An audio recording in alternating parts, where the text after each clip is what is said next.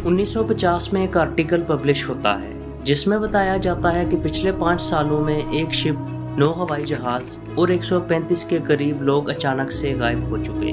दुनिया में पहली बार ऐसा हुआ था कि समंदर के किसी हिस्से को अब नॉर्मल समझा गया और अब इस पर बहुत सारी स्टोरीज बनाई जाने लगी, क्योंकि इतने जहाज और लोग गायब होने का किसी के पास कोई जवाब नहीं था, जिसकी वजह से समंदर के इस हिस्से को एक ट्रायंगल यानी 3 कोनों वाली शेप दी गई और फाइनली 1969 में इस ट्रायंगल को नाम दिया गया बरमूडा ट्रायंगल का। आपने आज तक इसके बारे में बहुत सुना होगा, बट आप ये जानकर शॉक हो जाओगे जो आज तक हमने बरमूडा ट्रायंगल के बारे में सुना है वो सिर्फ आधा सच है। हेलो दोस्तों, वेलकम है आप सबका आज की हमारी इस वीडियो में। 1412 में पहली बार कोलंबियस नाम का ये आदमी एक नई दुनिया की खोज में निकलता है और इसको बरमूडा ट्रायंगल वाले रास्ते से जाना था। इसने बताया कि वहां से जाते वक्त इसने आग का एक बड़ा गोला देखा जो कि समंदर के ऊपर था और इनके साथ एक और बड़ी प्रॉब्लम ये हुई कि इनके कंपास काम करना बंद कर गए और तीसरा, इनको समंदर के बीचों बीच रात के वक्त रोशनी नजर आई। अब तक आपको यह आइडिया तो हो चुका होगा कि समंदर के इस हिस्से में बहुत सारे राज दफन हैं और ये सब आपको तब तक मिस्ट्री लगेगी जब तक आप इन सारी कहानियों के पीछे की वजह जान नहीं लेते। अगर आपको मेरी वीडियो अच्छी लगती है तो चैनल को जरूर सब्सक्राइब कर देना, यह आपके लिए फ्री है बट मेरी इससे बहुत हेल्प होगी। 5 दिसंबर 1945 अमेरिका के शहर फ्लोरिडा से 5 हवाई जहाज उड़ान भरते हैं। ये सारे जहाज अमेरिकन नेवी के थे जो कि अपनी रूटीन फ्लाइट पर थे। टेक ओवर करने के 2 घंटे बाद इन सब का कमांडर पायलट अचानक से टावर से कांटेक्ट करता है और कहता है कि इसके दोनों कंपास काम करना बंद कर चुके हैं। आसपास के सारे कंट्रोल टावर इनसे राब्ता बनाने की कोशिश करते हैं बट कोई भी इनकी एग्जैक्ट लोकेशन पता नहीं कर पाता। 4 घंटे गुजरने के बाद अमेरिकन नेवी इन जहाजों की एग्जैक्ट लोकेशन का अंदाजा लगा लेती है। नेवी के अकॉर्डिंग ये सारे जहाज अपने रूट से 200 किलोमीटर दूर वेस्ट की तरफ जा रहे हैं। अब इसके बाद अमेरिकन एयर फोर्स का एक बड़ा एयरक्राफ्ट जिसका नाम ST-49 था, इसको इनके पीछे भेजा गया बट कुछ टाइम तक फ्लाई करने के बाद ST-49 भी गायब हो जाता है और इसके बाद इन 6 जहाजों का कोई अता पता नहीं।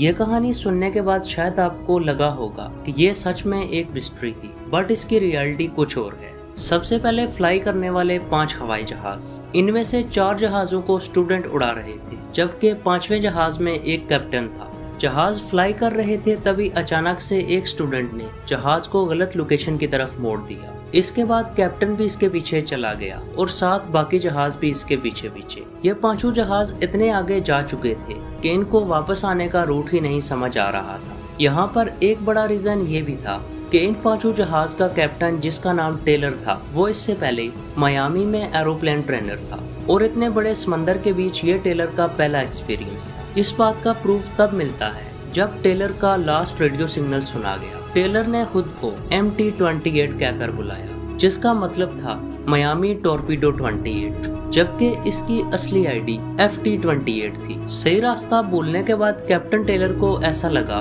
कि उनके दोनों कंपास काम करना बंद कर चुके हैं, जबकि दोनों कंपास का एक साथ फेल होना पॉसिबल नहीं, क्योंकि कैप्टन टेलर ने गलत रास्ता चूज कर लिया था। जिसके बाद टेलर नॉर्थ की तरफ आगे बढ़ रहा था। इसको ऐसा लगता था कि कुछ ही दूर फ्लाई करने के बाद वो जमीन पर पहुंच जाएगा, बट रियलिटी में वो जमीन से दूर जा रहा था।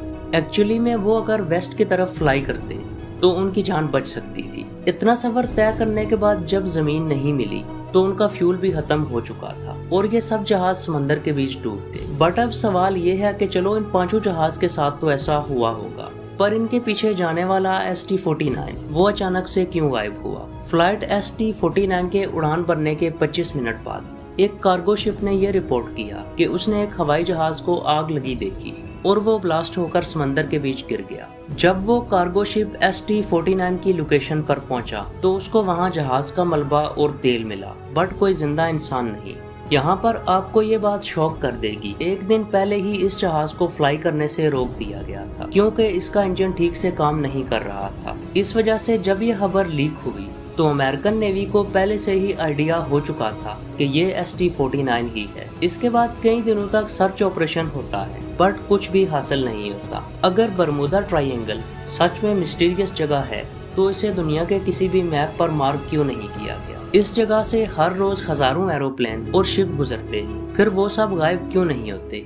यहाँ से इतनी ज्यादा ट्रैफिक गुजरती है कि साल में एक आधा एक्सीडेंट होना नॉर्मल है। ये तमाम स्टोरीज जो आपको बरमूडा ट्रायंगल के बारे में सुनाई गई है, इनका किसी के पास कोई प्रूफ नहीं। ये सब बस सनसनी फैलाने और बिजनेस करने की प्लानिंग है। हजारों बुक्स बरमूडा ट्रायंगल पर लिखी जा चुकी हैं, कई सारी सीरीज और वीडियोस बनाई गई हैं, जिनसे खूब सारा पैसा कमाया गया है। दरअसल बरमूडा ट्रायंगल में कोई सुपर पावर है ही नहीं। ये बाकी समंदर की तरह ही ओशन का एक आम सा हिस्सा है। ये सारे जहाज और शिप इस वजह से समंदर में गायब हुए क्योंकि इन सब में कहीं ना कहीं कोई प्रॉब्लम थी। समंदर की और आपकी दोस्ती तभी तक सलामत है जब तक आपका जहाज बिल्कुल सही है। बट दोस्तों, समझने वाली बात ये है कि ऐसा सिर्फ बरमूडा ट्रायंगल में नहीं हुआ, बल्कि ये दुनिया के हर समंदर में होता है। मेरे ख्याल से बरमूडा ट्रायंगल की सबसे बड़ी मिस्ट्री यही है कि लोग इसकी मिस्ट्री पर बिलीव करते हैं। आपके सामने मलेशिया की MH370 फ्लाइट की मिसाल है। ये भी समंदर के बीच गायब हुई थी,